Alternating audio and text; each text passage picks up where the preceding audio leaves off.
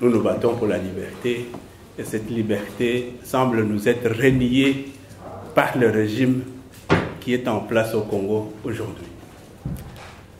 L'heure est grave.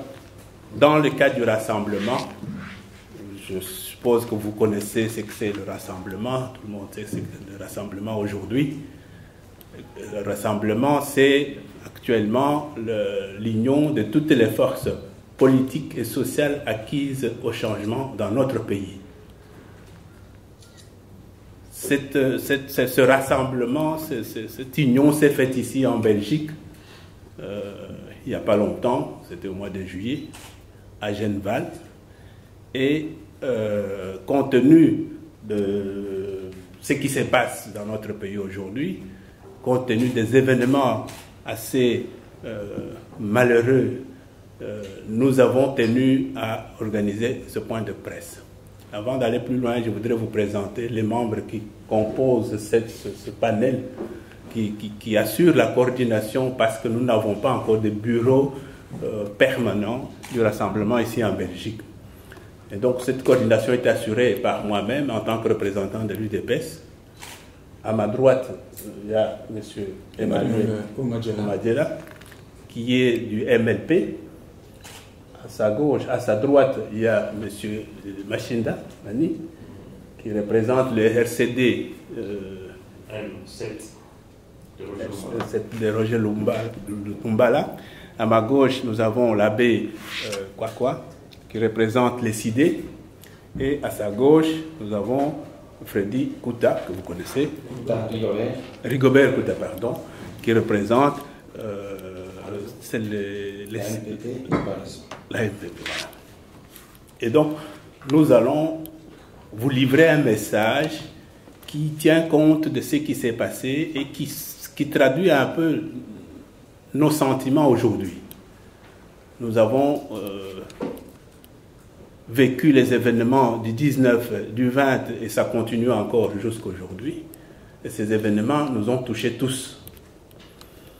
Nous avons décidé de garder le flambeau parce que, comme l'a dit le président Tshisekedi, la pression et en tout cas le soulèvement du peuple constitue la seule arme que nous avons aujourd'hui en tant que force politique pour faire la pression sur ceux qui veulent détourner la démocratie dans notre pays.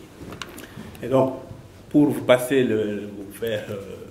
livrer le message que nous avons composé, je vais donner la parole à M. l'abbé Kwakwa, qui va en faire la lecture. Mesdames et messieurs de la presse, mesdames et messieurs, chers compatriotes, distingués invités, l'heure est grave. La République démocratique du Congo, notre pays, est en train de basculer dans un chaos indescriptible.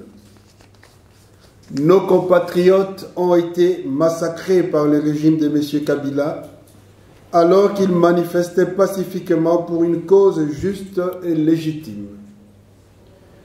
Au nom du rassemblement des forces politiques et sociales de la RDC acquises au changement, nous devons d'abord rendre hommage plein d'émotion aux victimes de ces actes ignobles. En leur mémoire, nous vous invitons à vous lever et à garder une minute de silence.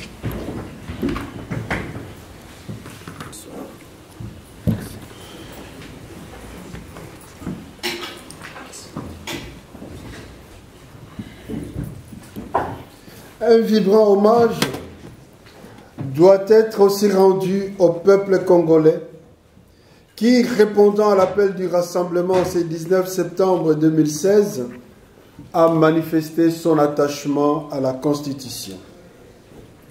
Mesdames et messieurs, pour rappel, conformément à la Constitution congolaise, la Commission électorale nationale indépendante, organe constitutionnellement chargé de l'organisation des élections dans notre pays, devait convoquer le corps électoral au plus tard le 19 septembre 2016 à minuit, en vue de la tenue de l'élection présidentielle avant le 19 décembre 2016, date de la fin du deuxième et dernier mandat de M. Joseph Kabila.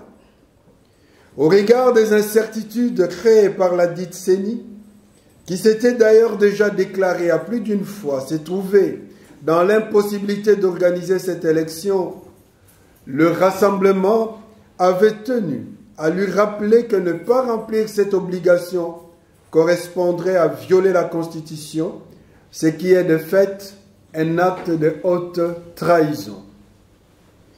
Alors que toutes les formalités administratives étaient accomplies, que le peuple s'était mobilisé comme un seul homme pour aller signifier cette importante disposition constitutionnelle à la CENI, les forces de police, pourtant censées encadrer les manifestants, et les troupes de la division présidentielle, déguisées en policiers, se sont brutalement livrées à une sauvage répression de la manifestation.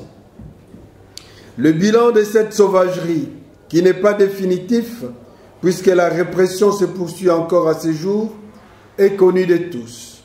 Plus de 50 morts, dont certains de manière atroce, des centaines de blessés, pour la majorité par balles réelles, et d'innombrables personnes disparues. Il est par ailleurs très curieux de constater la ressemblance entre le mode opératoire adopté pendant la répression des manifestants et celui utilisé lors des massacres de l'Est du pays, notamment à Béni. On peut se demander si cela ne relève pas d'un seul et même auteur. Au nom du rassemblement et au nom de tout le peuple congolais, nous condamnons énergiquement ces actes ignobles d'un régime aux abois.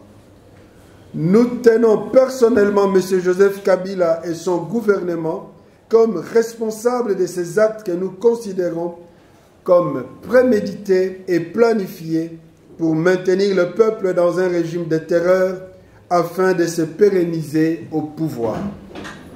C'est pourquoi nous pensons que ce régime, qui a opté pour un terrorisme d'État face à un peuple pacifique et qui ne revendique que ses droits, doit être sévèrement sanctionné. Mesdames et messieurs les journalistes, chers compatriotes, distingués invités, alors que tout le peuple congolais a payé de son sang pour s'engager dans un processus de pacification et de démocratisation du pays, après tant d'années de guerre, alors que toute la communauté internationale s'est massivement investie pour accompagner les Congolais dans ce processus délicat qui progressait difficilement, un seul homme, M. Joseph Kabila, est aujourd'hui en train de saper les efforts de tous pour simplement se maintenir au pouvoir en violation flagrante de la Constitution.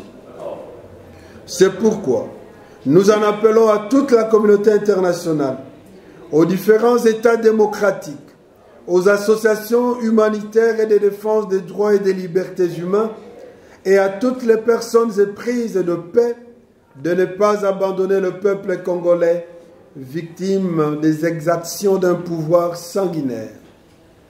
Il incombe à tous de ne pas se contenter des simples messages de condamnation, mais d'initier réellement des procédures de sanctions individuelles, juridiques, économiques et tout autres à l'endroit des auteurs et co-auteurs de ces actes. Il s'agit notamment de gel des avoirs, de privation de visa à ces criminels et aux membres de leur famille, et pour ceux qui ont une nationalité autre que congolaise, d'engager les poursuites judiciaires dans leur pays d'adoption, et surtout de déclencher des mesures de transfert devant la CPI pour des crimes de guerre et des crimes contre l'humanité. Par ailleurs, nous nous posons sérieusement la question de la nécessité de poursuivre une coopération militaire avec un régime qui utilise les forces de police contre sa population. Mesdames et messieurs, de tout ce qui précède, il apparaît clairement que la situation est grave, mais elle n'est pas désespérée. C'est pourquoi nous pensons qu'un véritable dialogue réellement inclusif, selon la résolution 2277 du Conseil de sécurité de l'ONU, sous la facilitation internationale réellement impartiale, doit être organisée entre la vraie opposition politique congolaise et les régimes en place. Le but de ce dialogue sera essentiellement d'établir les responsabilités du blocage actuel et d'arriver à un compromis politique. Ce compromis permettra d'assurer la continuité de l'État après le 19 décembre 2016, date de la fin du dernier mandat de M. Joseph Kabila. Il sera question de définir les sorts à réserver à tous ceux qui sont responsables de la non-organisation des élections conformément à la Constitution et d'organiser l'élection présidentielle dans le meilleur délai et dans de bonnes conditions afin d'assurer l'alternance démocratique de manière pacifique et civilisée. Au peuple congolais, enfin, nous demandons de rester vigilants et continuer à se prendre en charge dans le cadre de l'application sans faille ni concession de l'article 64 de notre Constitution. Car le pouvoir appartient au peuple qui est le seul à le déléguer à ceux qui le méritent. À la diaspora congolaise, tout en la félicitant pour son dynamisme et son engagement dans la problématique de notre pays, nous lui demandons de soutenir effectivement et sans atermoiement les blessés, les familles éprouvées et tous ceux qui se battent sur le terrain. Un mécanisme sera mis en place à cet effet et vous en sera informé. Que vive la RDC, notre pays, que vive le rassemblement de forces politiques et sociales acquises au changement, que vive le peuple congolais. Nous vous remercions. Oui, c'est Cheikh Fita pour Info en ligne des Congolais de Belgique. Votre délégation ici vit dans la capitale de l'Union européenne. Est-ce que nous pouvons connaître les initiatives diplomatiques concrètes que vous avez entreprises en direction de l'Union européenne ou en direction aussi de la Belgique? Ça, c'est la première question. De deux, dans cette ville de Bruxelles, quand il y a des problèmes au Liban ou en Turquie, on voit ces peuples-là mettre minimum 10 000 personnes dans la rue. Et à ce moment-là, les grands médias viennent et ça devient dans l'actualité. Est-ce que nous pouvons espérer de votre part pareille mobilisation dans les prochains jours? Et la toute dernière question, vous parlez du processus électoral comme s'il était déjà dépassé. Mais dans la Constitution, c'est bien dit 90 jours, nous ne sommes qu'à 84-85 jours. Est-ce qu'il n'y a pas suffisamment d'intellectuels pour démontrer qu'en 90 jours, s'il y a un seul candidat du côté de l'opposition, un seul candidat du côté de la mouvance, il puisse y avoir des élections? Comme ça, personne donc, ne viole la Constitution. Merci. Bon, je vais commencer par les initiatives qui sont envisagées. La coordination du rassemblement vient de se mettre en place la veille de la manifestation du 19, parce que nous avons reçu des ordres de Kinshasa pour faire cette manifestation en même temps que Kinshasa. Donc, nous sommes en train de nous organiser. Après cette manifestation, nous allons pouvoir entamer, en tout cas élaborer une sorte de stratégie pour une offensive diplomatique. Et ça, je ne peux pas entrer dans les détails ici. Deuxième élément, vous donnez l'exemple de l'année, etc. Il faut constater avec amertume que dans notre pays, il y a tellement de groupements de partis politiques qu'ici, en Europe, à l'image du pays, on a difficile à parler le même langage.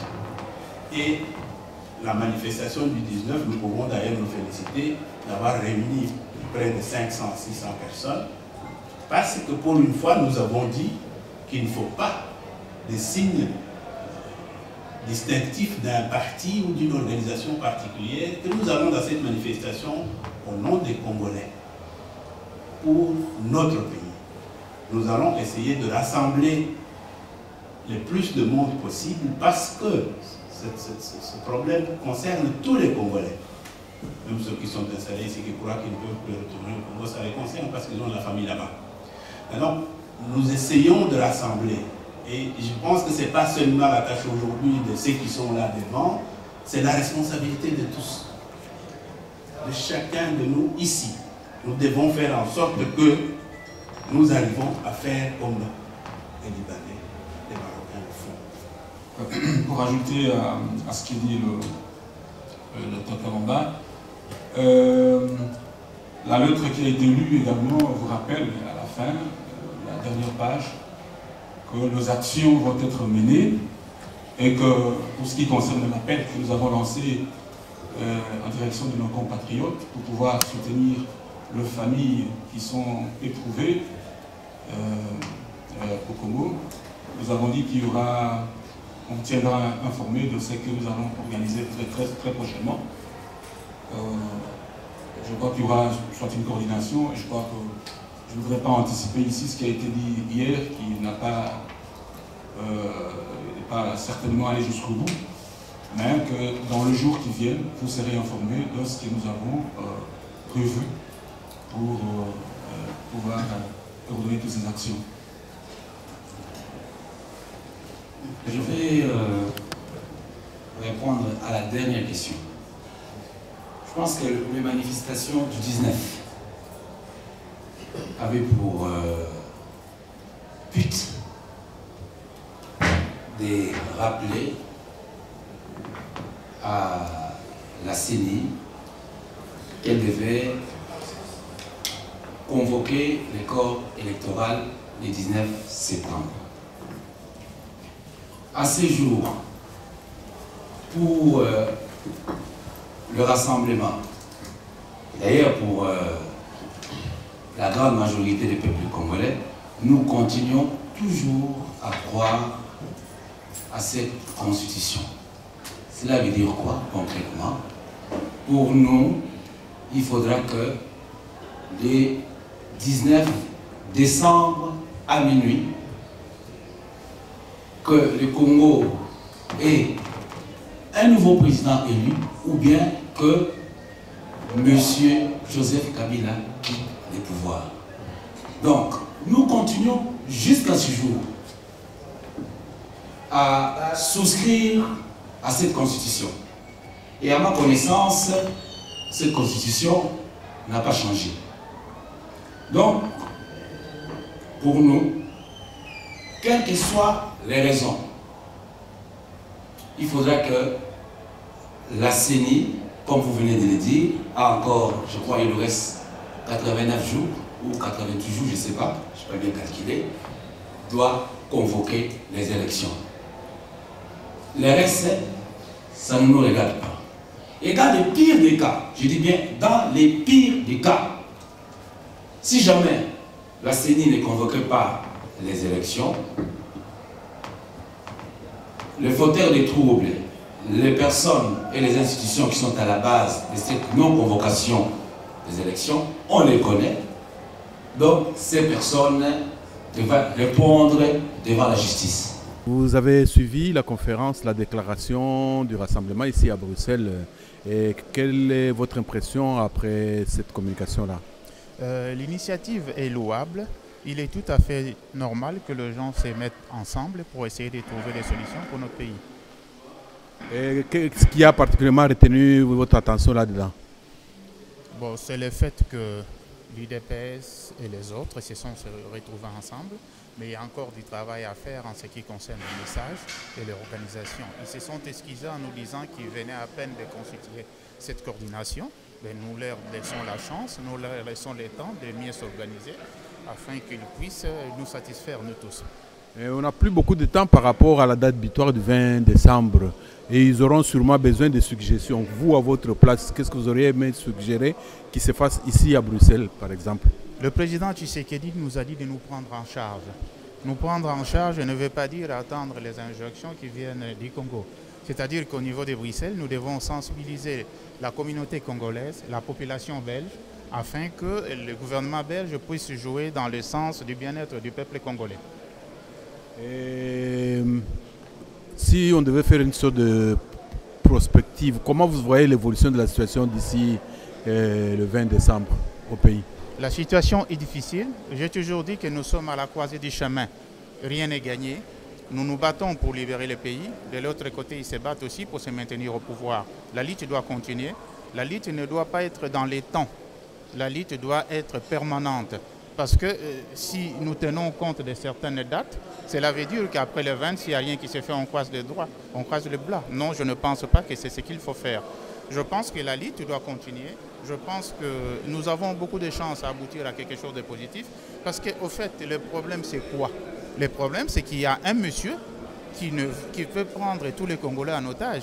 Un monsieur qui a fait ses 2 mandats, qui a promulgué cette constitution, qui a organisé ces référendums et qui ne veut pas respecter ses propres engagements. Il y a eu des manifestations au Congo et aujourd'hui l'antenne Rassemblement de Belgique a fait une communication. Qu'est-ce qui vous a motivé à quitter votre maison et à venir? Oui, mais je suis tout d'abord congolaise. Il s'agit de mon pays. Je suis concernée. Je suis venue parce que j'ai des membres de ma famille qui sont tombés, qui sont morts là-bas. Donc c'est une solidarité. Pas seulement la solidarité, mais je suis moi-même congolaise, donc c'est dans ma chair, je suis touchée dans ma chair. C'est tout à fait normal que je vienne pour prendre connaissance, savoir qu'est-ce qui s'est passé et qu'est-ce qu'il faut faire pour essayer de trouver des solutions à ces problèmes. Ce n'est pas normal que dans un pays, les fils de ces pays-là tombent comme ça entre eux. Nous devons trouver une solution parce que nous sommes tous, et les gens, et les adversaires, ce sont des affaires politiques, et l'opposition, et le pouvoir, tous nous sommes d'abord congolais. Nous devons privilégier d'abord cette identité congolaise. C'est pour ça que je suis venu. Qu'est-ce que vous auriez suggéré qu'il y ait comme action ici en Belgique pour que ça puisse un peu bouger le monde? Mais nous devons dénoncer ce qui s'est passé. Nous devons dénoncer ce qui s'est passé. Nous devons nécessairement aller à ces dialogues. Ce dialogue est appelé à être inclusif. Il faudrait que tout le monde se retrouve autour de la table et qu'on parle du Congo par tous les Congolais et qu'on essaie de dégager des voies et moyens à nous amener à la paix, une paix durable qui va nous amener au développement de ces pays que nous chérissons tant. Et si par hasard il n'y a pas de dialogue et M. Kabila s'entête d'ici le 20 décembre, qu'est-ce que vous pensez que le peuple congolais et l'opposition devraient faire? Mais moi, je pense que l'heure est grave et l'heure n'est pas maintenant là à la spéculation. Nous devons essayer seulement de trouver des solutions. Le problème qui est là, c'est la solution. Parce qu'aller avec des armes, ce n'est pas une solution. Entrer en guerre, ce n'est pas une solution. La guerre, nous savons quand elle commence, mais on ne sait jamais quand est-ce qu'elle finit. Nous avons déjà souffert dans notre chair avec cette guerre. Aujourd'hui, nous essayons de reconstruire ces pays. Nous n'avons pas besoin de cette guerre-là. Nous devons nous mettre autour d'une table, trouver une solution durable pour tout le monde. Il n'y a pas de place pour la guerre au Congo. Donc, tout le monde doit mettre un peu d'eau dans son vin, essayer de trouver des compromis, essayer un peu de ravaler son ego pour l'intérêt du Congo, pour l'intérêt du peuple congolais. C'est surtout ça. C'est surtout ça. Les intérêts partisans, les intérêts individualistes, on n'en a pas besoin. On a besoin d'un Congo fort, d'un Congo où tout le monde se retrouve. C'est ça le problème. Ok, nous vous remercions, madame. Merci, monsieur. Okay. La raison qui m'a motivé à venir assister à cette réunion du rassemblement, c'est l'identité que je porte. C'est le rassemblement qui parle du Congo. Et j'ai voulu entendre c'est que la politique, c'est que l'homme politique congolais fait comme analyse de toutes les exactions qui se sont passées le lundi dernier. Voilà. On a vu beaucoup de jeunes qui ont manifesté et qui sont même tombés sous les balles. Qu'est-ce que cela vous fait, à quoi cela vous fait-il penser? Eh ben, je suis jeune comme tous ces jeunes qui sont tombés. Avant de donner ma position, je salue le courage de tous ces vaillants combattants qui ont payé de leur sang pour défendre la cause noble qui est la patrie. Ces jeunes qui sont tombés, quand on lit dans les médias les interventions des politiciens de la majorité, On nous dit que ces jeunes, ce sont des barbares, et comme ce sont des barbares, au Congo, les barbares vaut la mort. Voilà, je suis en train de condamner avec une dernière énergie tous ces gens qui pensent que le sang congolais, c'est rien. Ce qui est mieux pour eux, c'est défendre leurs intérêts, c'est défendre ce que vaut une vie devant un sac d'arachide ou un sac de riz que le Congolais qu'on a tué. Je veux poser un peu cette question-là. Donc pour moi, la jeunesse qui est censée prendre la relève de ce pays est massacrée. La jeunesse qui est censée reprendre, qui est la venue de ce pays, voilà comment nous sommes bafoués. Et une réponse à tous ceux qui nous tuent, vous nous tuerez jusqu'au dernier prix. Ça n'a pas commencé. Maintenant, vous nous tuez parce que nous nous battons et nous nous battrons pour ce pays qui s'appelle Congo. Et enfin, qu'est-ce que vous aimeriez qu'il y ait comme action ici en Belgique, à Bruxelles, pour que ça fasse bouger les choses? Nous jeunes, nous sommes la population. La population ne va pas aller à un ordre dispersé. Voilà pourquoi j'ai voulu répondre à cet appel du rassemblement aujourd'hui, pour qu'ensemble, que ça ne soit pas une affaire du rassemblement, que ça soit l'affaire et de l'homme politique et du Congolais lui-même. Donc maintenant là, je ne suis pas à mesure de pouvoir vous dire qu'est-ce que nous pouvons faire, parce que personnellement, je ne suis pas un leader aussi. Et il faut, même si je suis leader, il faut se concerter avec beaucoup de forces et toutes les forces qui luttent pour le changement chez nous. Donc dans les jours à venir et très proches, vous aurez le programme de toutes les actions pour dire non à ceux qui sont en train de violer la Constitution de la République. Merci. Ok, nous vous remercions.